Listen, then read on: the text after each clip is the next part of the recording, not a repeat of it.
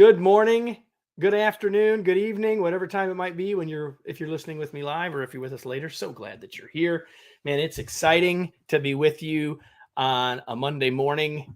We're going to get started and we'll officially start the podcast and the live here in a second. But if you're here with us, whatever platform that you happen to be on with us, I hope that you will say hello, tell us where you're from, and that gets your fingers used to typing, because we're hoping as we go that you'll ask any questions that you have and interact and make this as engaging for you. We want to make it as engaging for you as we can. And if we can answer your questions or get your questions answered, it's probably better than the ones I've got. So I hope that you will do that. And so if this is the first time you've been with us, welcome. We're so glad that you're here. And in just a second, you can see up over my shoulder, this shoulder, that will eventually be part of the Remarkable Leadership podcast. So what I'm going to do now is I'm going to count down so that we can actually start that when we cut this video later, and then we'll dive in. But we are so glad that you are here, and I'll introduce my guest in just a second as well. So here we go. Whoops. One more second. Marissa, we're going to go with the recording in, 3, 2, 1. Are you wanting deeper connections in your life and work? Maybe especially now in the world we're in. Do you want new ways to build stronger relationships? Does the word partner resonate with you like it does with me? If so, you are in the right place. Welcome to another live episode of the Remarkable Leadership Podcast. If you are here live, just please interact with us, because you can get the chance to interact with our wonderful guest you're going to meet in just a second. And while you're here, imagine you're just joining us for a cup of coffee. So share your questions, your comments, and your ideas, as that will make for a better conversation and eventually a better podcast episode. Now, if you're listening to this later, which means you're not here live and you're on the podcast and your podcast platform of choice, you can join us live in the future. You can get access to live episodes in the future and interact with us like the lucky people that are here can do by joining our Facebook or LinkedIn groups to get all access and information about that. Just go to remarkablepodcast.com/Facebook or remarkablepodcast.com/LinkedIn to do that. And today's episode, as many are, is brought to you by Remarkable Masterclasses. Each masterclass is designed to help you become the remarkable leader and human you were born to be. Details on how to get on board for a specific skill or to get discounts in the future can be found at remarkablemasterclass.com. And with that, it's time to introduce my guest. Let's get her in the stream. There she is. That smiling face is Jean Oelwang. She is the president and founding CEO of Virgin Unite and a B team leader. She sits on the advisory council of the elders, as well as on a number of boards, including RMI, Just Capital, and Virgin Unite. Her book, Partnering, Forge the Deep Connections That Make Great Things Happen, is her brand new book. And that is our focus today. And Jean, I'm so glad that you are here. Welcome to the Remarkable Leadership Podcast. Thank you, Kevin. Thanks for having me. It's my pleasure. Let's see what people are telling us. Let's see. We've got someone from Egypt. We've got someone from Sarasota, Florida, and we've got Paul from McKinney. Hi, Paul. Good to see you from McKinney, Texas. I'm sure we have others. That tells the rest of you, yes, you can do that. You can tell us where you're from. You can also give us your questions as we go. So, Jean, I'm going to start where I often start because I think that it's helpful context and it's interesting. Right? Like, you didn't wake up when you were 7 and say, I'm going to write a book about partnering someday. Like, tell us about your journey. How do you end up where you ended up? Yeah, thank you, Kevin. And welcome everyone again. Lovely to see people from all over the world. I actually started my journey right out of university in telecommunications. And I spent probably about 18 years working around the world in 7 different countries to help start up mobile phone companies. And I kind of took some what I would call disruptive detours in that journey. I worked as a Vista volunteer in America with homeless teenagers, and I also worked for the National Parks and Wildlife in Australia. And when I was doing those things, I became really fascinated with how government, not-for-profits, and business can partner together to scale change in the world. So my third kind of stage in my career was really helping start up Virgin Unite some 17 years ago, which is the not-for-profit arm of the Virgin Group. And really, we focus on how do you bring together these interesting collectives of leaders to scale systemic change in the world. And then this next chapter, through all of that, I realized how critical partnerships were and how they made us who we are in this world. So this next stage with this book, Partnering, is really all about how we forge those deep connections in our lives. So I have to tell you, this is not a lot of people know this actually, but it seems appropriate to share it now. That every year I create a word focus of the year, and I encourage my team to do it individually, and we do it collectively. And my word, Jean, are you ready? You're sitting down. My word for this year is partner. Bravo. So when I saw this book, I said, well, you know, lots of books come across my desk and our desks to talk to people that want to be on the show. And I said, well, I have to take a closer look simply for that reason alone. But I'm curious, you know, in the open, I used words like connection and relationship and stuff. And yet you picked the word partner, and so I'm curious why partnering, not necessarily as the title, as much as why is that sort of the touchstone, or why is that sort of the organizing principle for this work? Yeah, that's a really good question. And I'm so glad that you picked partner for your word this year. The reason we use the word partnering for the title is because we wanted it to be an active verb, because it's not just something you do and then you stop doing. It's something that evolves and you grow. And so that's why we chose partnering. And you'll see in the title too, and throughout the book, we use the word deep connection.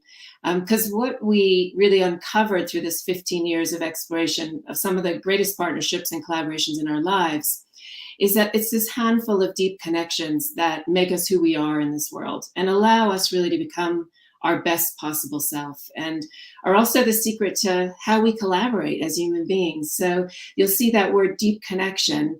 That is something that, again, it goes, I think what I thought, Kevin, when I started this journey 15 years ago is I thought I knew how to partner. I thought I knew how to collaborate.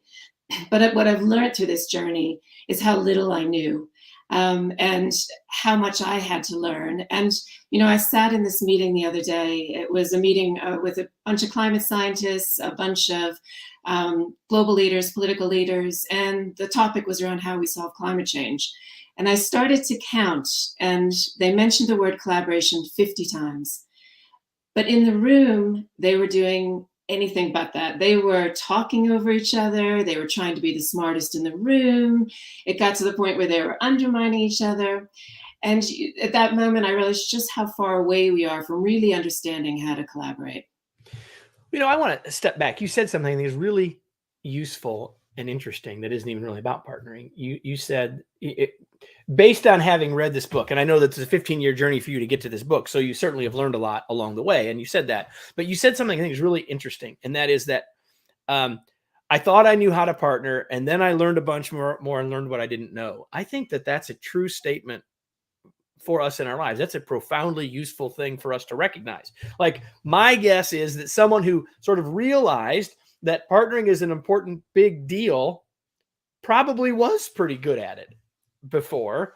And yet when we start to unpack and understand and learn from others, we do learn how much we don't know. And I think that's maybe the big picture idea almost of this podcast. We'll have someone on talk about whatever topic, and all of the people, I said this to you, Jean, before we started, like the people that are listening or watching are predisposed to these topics, or they wouldn't be here, right? And yet they probably know a good bit about building connections, building deep connection, and yet there's a lot more to get. So I just really appreciate that sort of opening thought. Any comments, anything you want to add to that? Yeah, and you know, I felt like I had fantastic relationships in my life, and I feel like I did have great partnerships in my workplace, but I realized that they were more surface level connections than I wanted in my life. And I think the moment that I realized that is we had started this group called the Elders. We were just incubating it, and it was a group of global leaders that were coming together to work on behalf of humanity and the planet for peace and human rights. And it was people that I had put on this massive pedestal. So it was people like Archbishop Tutu and Leah and President and Mrs. Carter, Mandela and Grassa. And so I started to become fascinated trying to figure out how they became who they were in the world. And what became very clear is they became who they were because of the people they surrounded themselves with, whether it was their romantic partners, their work partners, their friends, their family, and how they invested in those relationships. So that really made me obsessed with two questions. You know, how do we build these deep connections in our lives? And the second question is then, how do you take those deep connections and ladder them up to be larger scale collaborations? And what I found, Kevin, when I went out to look for these partnerships is that all of these successful people had this superpower. And the superpower wasn't their technical skills. It was not their breadth of experience. It wasn't their breadth of connections. It was their ability to partner and build these deep connections. And so when I started to talk to them, again, I peel back the layers and realize how little I had invested in those really deep connections in my life. Which has completely changed my life over the last 15 years by changing that, pivoting, and really pivoting from looking at what I can get from my relationships to looking at what I can give to the world through my relationships. I love that last line. That might become a quote that gets used in the promotion of this podcast. So, Jean, you're talking about deeper connections. You've probably said it 5 times now, and a big part of this book is this idea of 6 degrees of connection. It's like you used the phrase a second ago, laddering up, but also could be going deeper. So there's a couple of them that I want to talk about and have you expand on a little bit more. But could you just quickly tell us what the 6 degrees of connection are? Yeah, thanks, Kevin. I think what was amazing when I first started this journey, I was going to do just 10 interviews, and I was going to do all romantic interviews. And then I interviewed Ben and Jerry, and my whole mindset changed. And then I went out and I interviewed these 65 partnerships of all types: friends, family, romantic, business. And what was so beautiful is almost right from the beginning, I started to see these amazing patterns, these beautiful patterns start to arise. And so I started to plaster the walls of my house with these patterns. And then the more interviews I did, when I got up to 30, 40, I started to code all of the wisdom in the thousands of pages of transcripts. And what emerged from that wisdom of all these great partnerships is these 6 degrees of connection. And I should say right up front that I thought that these great partnerships were kind of held for people like Archbishop Tutu and Leah, President and Mrs. Carter. And what I learned through this process of interviewing all kinds of people in partnerships is that any of us can build these deep connections in our lives. And so what the 6 degrees is really synthesizing to help people go on that journey. And they've been super helpful to me. So I chose these partnerships based on 2 things. One was longevity of their partnership. And the second was that they'd used their partnership to make a bigger difference in the world. But what was really interesting, the first degree you see is something bigger, because that sense of purpose and that profound connection of purpose and partnership didn't just feature, it dominated in all of the interviews. And then the second degree is around being all in. So how you can go all in all your relationships and not hold anything back. And then the third degree is really this beautiful set of 6 virtues that emerged. And again, all of these emerged no matter whether they were business or whether they were romantic or friends. And with trust and respect at the top, and 6 other virtues. And we called them virtues on purpose because we feel a lot of times people plaster walls with values, but they don't necessarily get lived every day. And we wanted them to be lived every day. And then you call that the ecosystem. I'm going to come back to that. So keep going. Yes, that's the ecosystem. And then the other 3 are just really ways that you keep the relationship and the partnership in flow and connected. So you have magnetic moments. So really thoughtful moments of rituals, daily practices, traditions that keep you connected. And then also something called celebrate friction, because these partnerships flipped my whole thinking on conflict and friction and how they used it to deepen their connection. And then the last degree is something that I'm calling collective of connections, which is really how do you take your deep connections and ladder them up to big collaborations, like protecting the ozone hole, ending apartheid. So we studied a lot of those collaborations as well. So of the six, as I said, what I was going to do is I was going to pick a couple that I wanted us to dive into. And I made the choice on the two that I picked as I thought about the audience and what might resonate and might really help us most. And I'm going to start with number 5, because in our work with leaders and teams around the world, we hear about conflict all the time. People want to talk about how do we resolve conflict. And yet we always say that conflict isn't necessarily bad. Like if we're all thinking exactly the same thing, we have too many people, right? So you frame that not as conflict, but as friction, right? So one of your 6 degrees of connection is celebrating friction. So can we go a little deeper there? Like I can say, maybe I could say, okay, I want to resolve it. Maybe I can even say I can overcome it. Maybe I can even say, well, it's not all that bad, but celebrating, that's like a whole nother level, Jean. Yeah, and this was the interesting thing. Firstly, I should say that none of the partnerships were perfect, and everyone has friction. So if you have friction, you're normal. And what I found, though, was interesting. When I first started these interviews, everyone said to me, you have to get to the drama, you have to get to the screaming, the shouting, the plate throwing. And I really tried that in the beginning of my interview process. But what I found with these great partnerships is they had created these tools to flow above the drama and figure out how they turn friction into a learning moment. And, Bertrand and Andre, 2 friends who started Solar Impulse and did the first solar flight around the world, they called it the sparkles. So they talked about when they had friction, they turned it into a moment where they could actually better themselves. And they talked about it as not competing with each other, but competing with themselves to become better. And they had all kinds of tools. 2 examples of their tools. One was they always started with understanding the why. So why is that person coming from that perspective or framing? And putting yourself in a perspective of understanding that they have a good intention, not coming from a place of bad intention. Another example that they used all the time is they would also, in their mind, whenever they had friction, ask themselves the question, what if the other person is right? What if the other person is right? So starting from that place of thinking, I may not be right. I may not have all the answers. I need to sit and listen to this other person. And, I can go through and there's hundreds of really interesting tools. Like Ben and Jerry had something called veto power.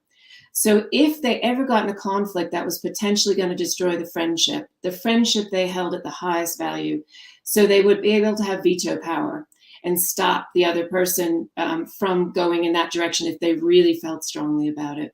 And they said they used it very, very rarely in their lives, but they knew that it was there. And there was a beautiful thing that, I interviewed a lot of people that were from completely different political aisles, completely different religious aisles, so across all divides. And like the 2 academics, Cornel West, who's social democrat far left, and Robert George, who is conservative Christian far right. Those 2 are deep, deep friends. And when I interviewed them, they almost looked like they stopped in time because they were listening so intently to each other. And they talked about this deep sense of respect, and that when they finished the interview with me, the challenge they posed to me was go out and find a friend that unsettles you.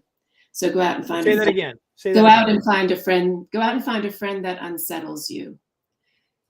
And how important it is to have that electric current of difference running through your partnerships that challenge you and push you to be your best self.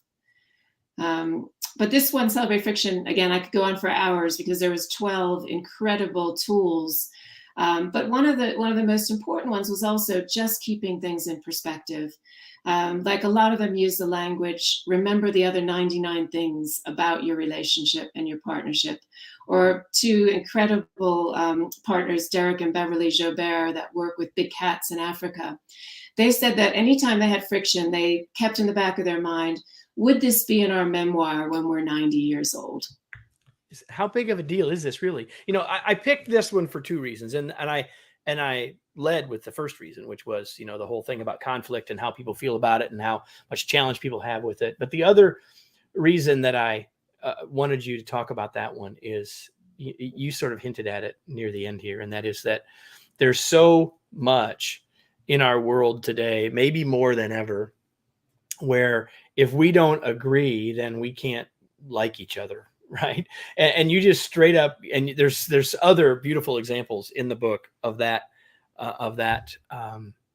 fallacy of how we should get past that fallacy. And I just think that that's a way that at least in our current moment, as we sit here in March of 2022, where we as society have kind of lost that. And so if that's the one thing that people could take from this book and sort of get in touch with, even if it isn't in deep partnership, even if it's just in everyday conversation, man, we'd be so much better off all the way around.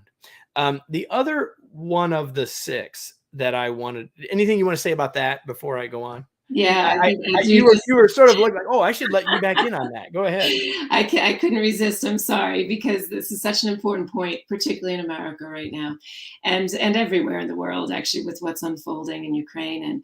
But I think we can, there was a lovely line that people used all the time, which is, we can disagree as long as we're not disagreeable. And so disagree, but don't become disagreeable. And, a lot of them talked about how they could hold that safe space to have completely opposing views, but still hold the respect for one another and still have positive, healthy discourse with one another and hopefully learn from one another. And I think not being afraid to get external help too. A lot of them talk, Burton, John Jacobs, who started Life is Good, talked a lot about, you can't see the label from inside the jar. So not being frightened to get a third party in to help when you do have friction that becomes unmanageable. Yeah. And the other one of the six that I wanted us to talk about just for a second is this idea of magnetic moments. And in the book, I see sort of two things going on here, like actual moments that sort of change everything. But the other piece is this idea of rituals, traditions, approaches. You could say even in a relationship with two people, of a culture of how we do things around here. Like, talk about this one a little bit, maybe give people a couple of quick tips here. Yeah, and these came in all kinds of forms. I was stunned at how thoughtful people were about putting rituals of connection and traditions in place. And they came in the form of joy and wonder, curiosity, community around them, and also communications. And just bridging to the last discussion we had, Airbnb had a beautiful one that I've actually stolen and used in my team, where they have something that I never thought I'd put these three words together, but elephant, dead fish, and vomit. So what they do is they have a safe space within their team meetings for people to bring up any elephants in the room that might not be being talked about, any dead fish that are issues that need to be addressed, but no one's addressing them, or vomit when you just need to get something off your chest. And so they held that safe space. And tons of others, like the three founders from Innocent Drinks, they had what they called the CEO show once a week, where they had open door, they all three were together, and anyone could come to them and talk to them about an issue or a question or anything at all. And one of the most beautiful things from the businesses that I interviewed is they also extended a lot of these rituals to their customer base, so that they brought them into their community and built those richer, deep connections with their community as well. So I promised earlier that one of the six degrees of connection is this idea of the ecosystem. And we were talking about that, and you were talking about the virtues related to that. And there's a bunch of stuff there, way more than way more than we can unpack here. But among those components of the ecosystem, which is the one that maybe is your personal favorite? Is there one or one that you just feel like, now this is the one I want to talk about with Kevin and everybody right now? So I would say that trust and respect are almost givens, and you can read lots of ways that companies even built their businesses on it.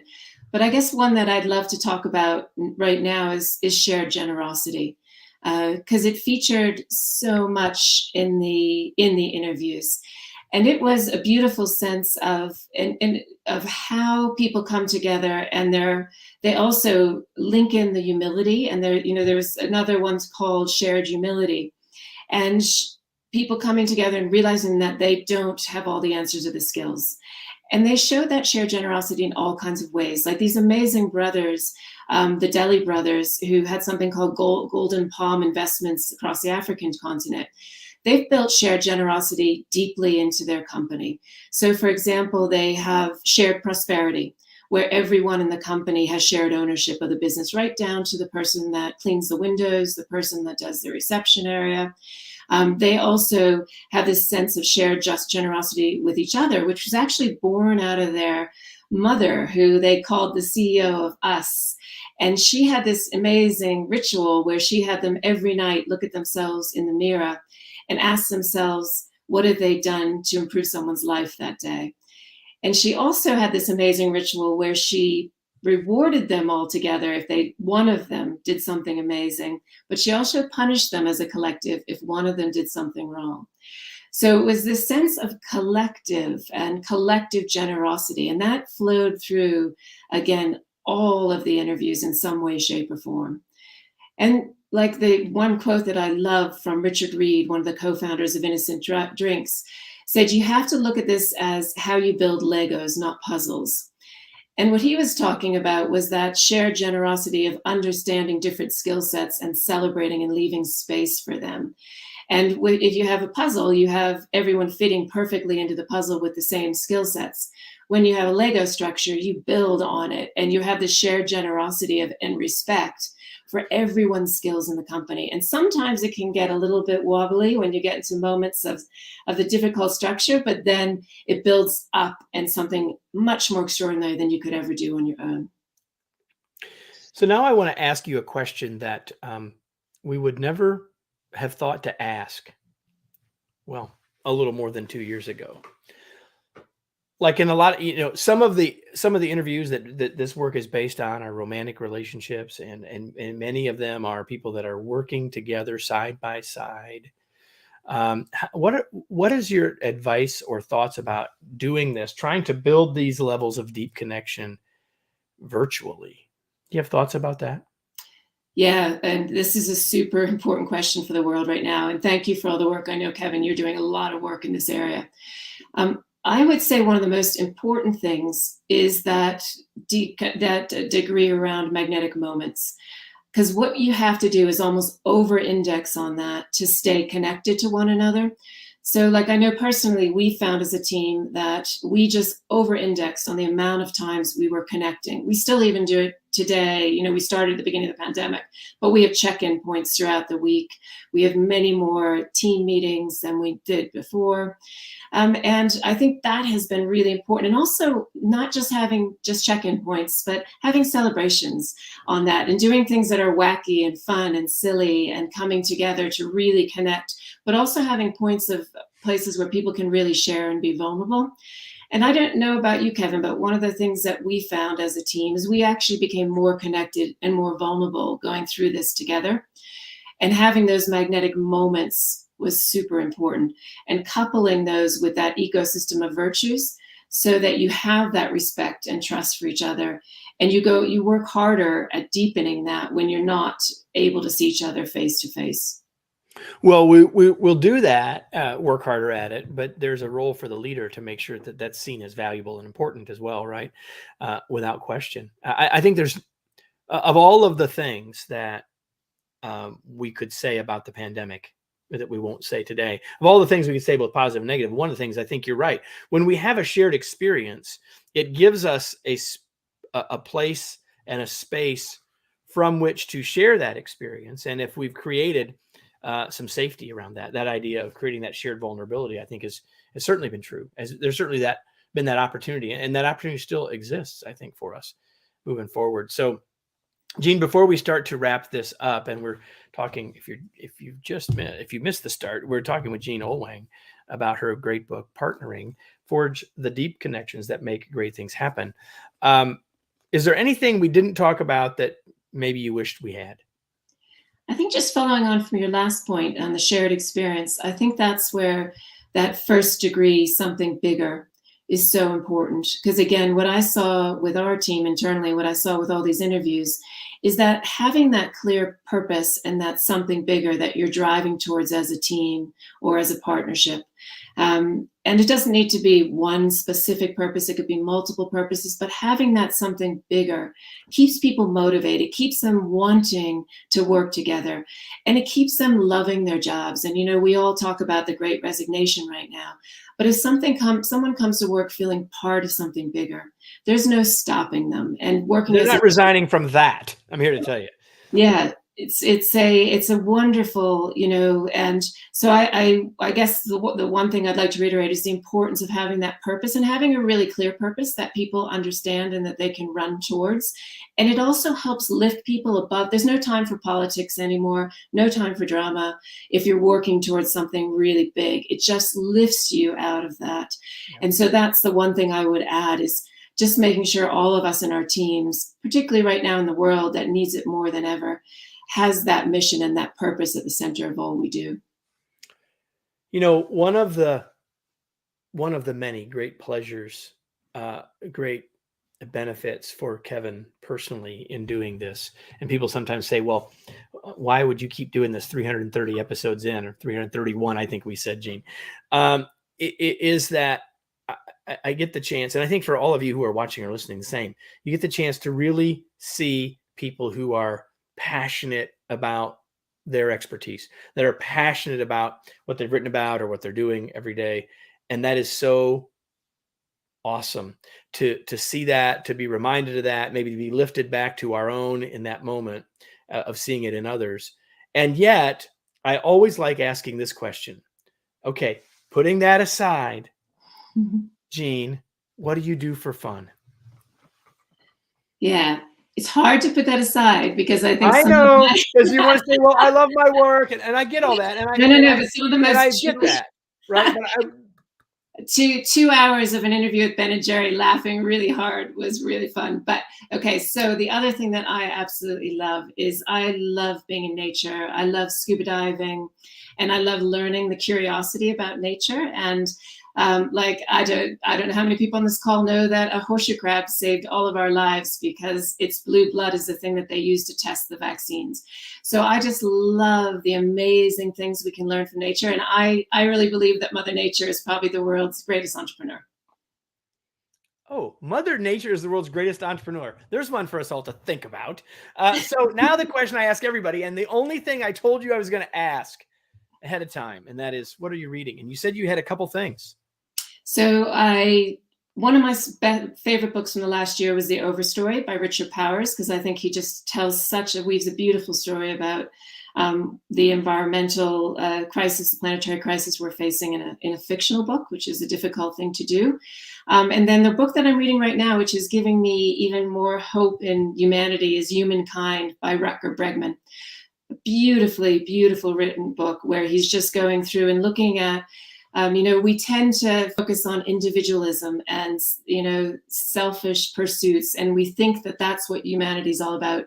And it's not. Certainly through this process that I've gone through over the last 15 years, I've realized that actually building these relationships, deep connections are the most important thing we can do. And what Rutger does really beautifully is he shows that at our hearts as human beings, we are built for goodness and we're built to be connected to one another. And he just does that in a very scientific method. Completely, 100%, making it almost irrefutable, the outcomes that he comes to, the conclusions that he comes to. So, Jean, before we start to wrap this all up, where do you want to point people? Where can they learn more about you? How do they connect with you, etc.? Yeah, the website. So what we did alongside the book is we started a not-for-profit called Plus Wonder. So it's pluswonder.org. And at pluswonder.org, with all 65 partnerships, we actually filmed them. And so you can see short video clips for each of the 6 degrees. You can take a connection test to see how deep your connections are. And you can learn from some of these great partnerships on pluswonder.org. It's been there the whole time by Jean's name if you've been watching, but pluswonder.org is where you want to go. And so now I have a question for all of you, not for Jean. She gets to take a breath. She can even take a sip of her water if she wants. But the question I have for all of you is this: now what? What action are you going to take as a result of this? Maybe you came into this thinking about this from a business perspective, and maybe you leave now thinking about it differently, or vice versa. Maybe you got a very specific idea around celebrating friction that you want to do something with. Maybe what your next step is to go to pluswonder.org. Maybe what you want to do is think about, how do I focus on the good intention of others around me first? Or to remember, I love this, we went really quickly, but remember the other 99 things I like about this person, as opposed to this one thing that right now is causing me heartburn. What is it that you took from this that you can go apply? Because unless you do that, none of this will have made any difference. None of it will move the needle for you, for your partnerships, for your connections, for your relationships. None of that will happen if you just sort of take this in while you're riding your stationary bike or whatever you're doing right now and not take any action. I hope that, and I think both of us hope, that you'll take real action as a result of having been here. So, Jean, thank you so much for having been my guest. It was a pleasure to have you. I've enjoyed our time greatly. And if others enjoyed it as much as I did, then we were successful. So thanks for being here. Wonderful. Thank you, Kevin. And thanks for all you do in this world. It is my pleasure. It's why I'm here.